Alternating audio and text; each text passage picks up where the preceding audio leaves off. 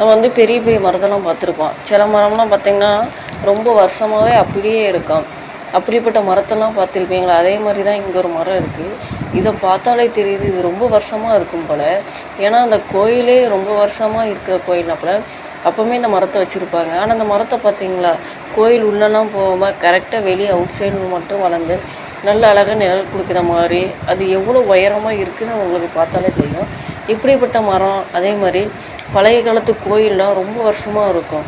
அதே மாதிரி கோயிலெலாம் நம்ம பார்த்தாலே நம்ம மனசு வந்து ரொம்ப ரிலீஃபாக இருக்கும். அதே மாதிரி கோயிலுக்கெலாம் நீங்கள் போங்க.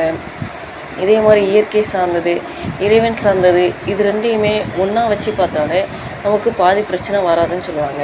அதே மாதிரி தான் இந்த இயற்கையும் இந்த இறைவனும் ஒன்றா சேர்ந்ததை வச்சு நம்ம பார்க்கும்போது நம்ம மனசில் உள்ள எல்லா கஷ்டம், எல்லா பிரச்சனை எல்லாத்துக்குமே ஒரு தீர்வு கிடைச்ச மாதிரி இருக்கும்.